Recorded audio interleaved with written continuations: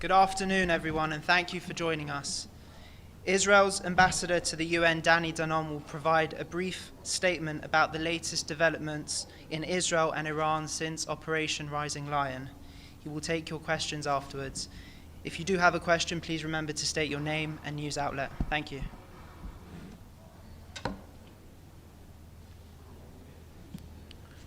Good afternoon. In the past 48 hours, Iran has launched over 1,000 missiles and drones directly at Israeli civilians. They targeted every major population center in the north, center, and south of Israel: Haifa, Tel Aviv, Jerusalem, Bat Yam. On Saturday night alone, 10 people were murdered, including 5 Ukrainian nationals who were visiting Israel. You can look at this photo from a building in Bat Yam, which is a city south of Tel Aviv. This building was hit by a direct missile strike. 7 civilians were killed, 2 of them were children. Their attacks on our civilians have left 23 dead and more than 600 injured. Last night, 8 more people were murdered and almost 300 injured. Similar pictures like this one we saw in the cities of Bnei Brak, Haifa, and Petah Tikva.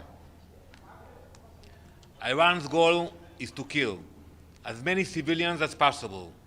They are not hiding it, they are boasting about it. That is a moral line between us. Iran aims its missiles at children, while we target the regime's terror machine.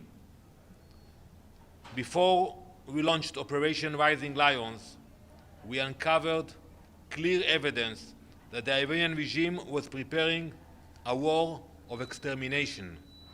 They wanted to wipe Israel off the map. They wanted even worse than October 7th, but we stopped them, and we will ensure that it will never happen.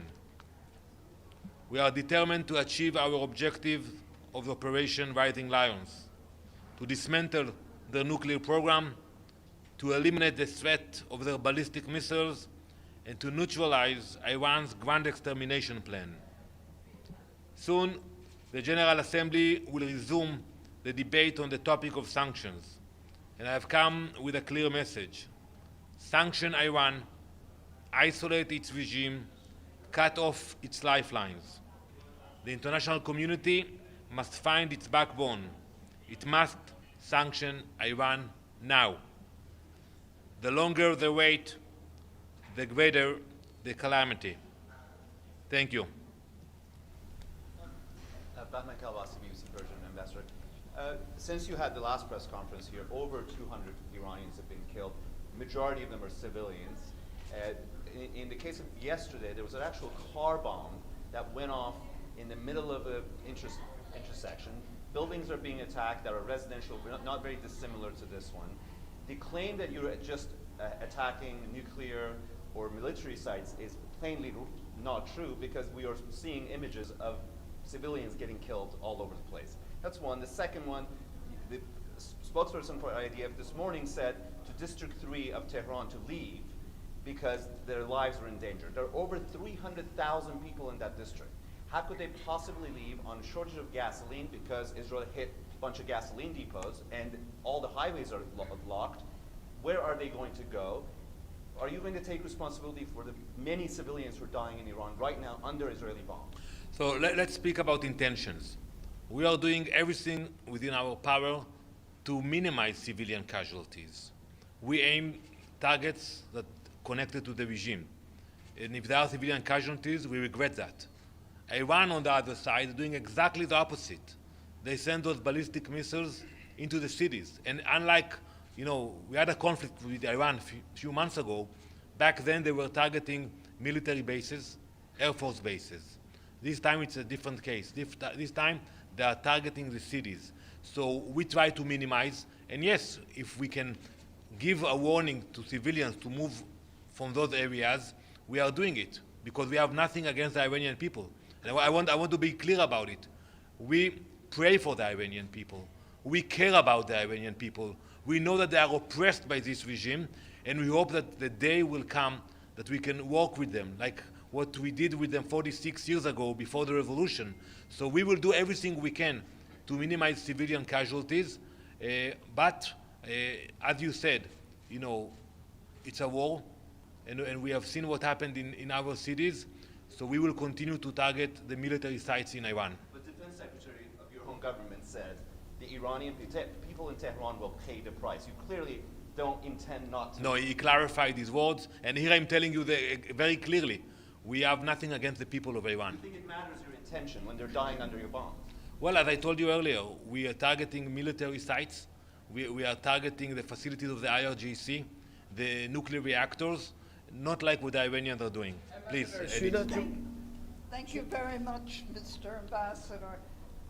Two questions. First, the head of the Atomic Energy Agency, Rafael Grossi, said today that Israel had not hit the underground nuclear facility at Natanz.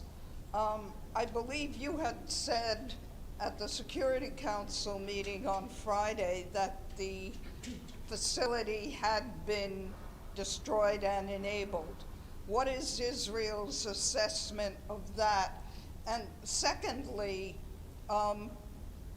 you just said that you're trying to get information out to the Iranian people about Israeli targeting, and yet Israeli planes hit the TV station, the main television station of Iranian television, which the UN spokesman just criticized, saying media outlets should not, and journalists should not be targeted. Well, first I will, regarding your first question, we will not go into details, but we pushed back the nuclear program in the last few days, and we will continue with our efforts to push back the program. It's not a short operation. It's not similar to what we did in the 80s in Iraq when we had to attack one reactor, or in 2005 when we took care of the reactor in Syria. It's a much more challenging operation, and it takes time. Regarding your question about, we attack, targets that serving the IRGC in this effort. We will try to minimize all civilian casualties and to give warnings, but anyone who is cooperating with the IRGC and supporting the efforts of this terror regime should know that we have very good intelligence, and we proved it, and also we have very good control over the skies of Tehran now, so we can watch what's happening and we can take actions in Tehran. So is that why the television station was targeted? Whoever is cooperating with this terror regime should be consider his steps. Yes, please. Ambassador, with Transcendental Television, actually a couple of questions. First, do you have plans to come asking for any Security Council meetings on the escalation? And secondly, there's a report that Israel has a plan to exterminate the supreme leader of Iran. Is that still on the table? And I forgot the third one anyway. So we will definitely look into calling for a session. We haven't done it yet, but you see the attacks on civilian centers, and I think that it adds up. Those numbers. We don't go into details of targets, but as I said earlier, we have very good control of what's happening today in Tehran. What is your expectation of U.S. Army might get involved in this round of escalation? Well, that's a question for the U.S., but I would say that, you see the chance in Tehran, it's not only death to Israel, it's also death to America. You see that Iran tried to assassinate not only our prime minister with a drone, they also tried to assassinate President Trump.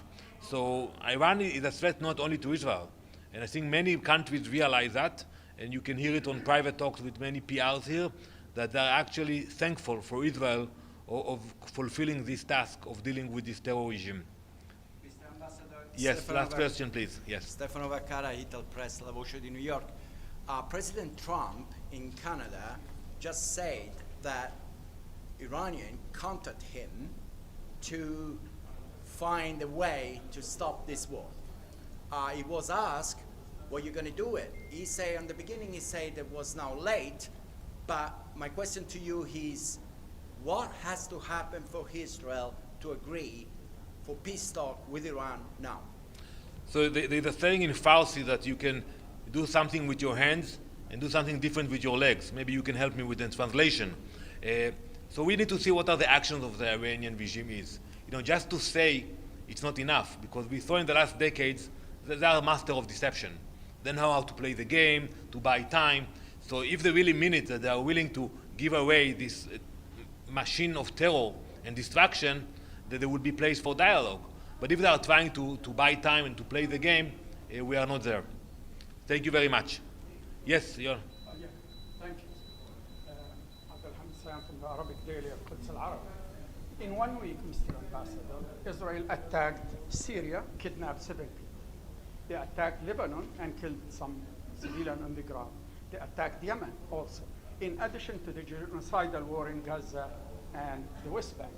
Now you're displaying this building. If we want to display the buildings you destroyed in Gaza, how many pictures we need of that?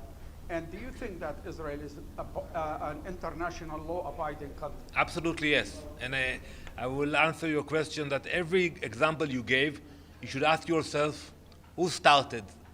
When you look at Gaza today, and there is suffering in Gaza, no one can ignore it. But who started it? There was a ceasefire on October 7th. It was peaceful. Hamas started it. When you look at what happened with Lebanon in Hezbollah, they started to join Hamas and started a fight with us. And when you look at Iran today, they decided to spend billions of dollars on nuclear capabilities and ballistic missiles in order to exterminate Israel. So yes, we are taking actions to protect ourselves, and we'll continue to do that. But you need to understand that in our neighborhood, unfortunately, there are some players, not all of them.